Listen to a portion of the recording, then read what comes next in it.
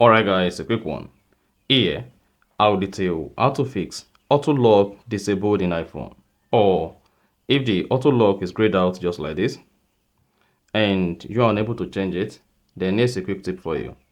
So if at the end of this you found this helpful and informative, please don't forget to like and then subscribe. Now to fix auto lock is disabled or grayed out on your iPhone, all you need to do is go to the iPhone main settings. On the main settings, locate and click on battery. Then locate low power mode and then disable it. Once you disabled low power mode, hit the back button. Now go back and click on display and brightness. Scroll down.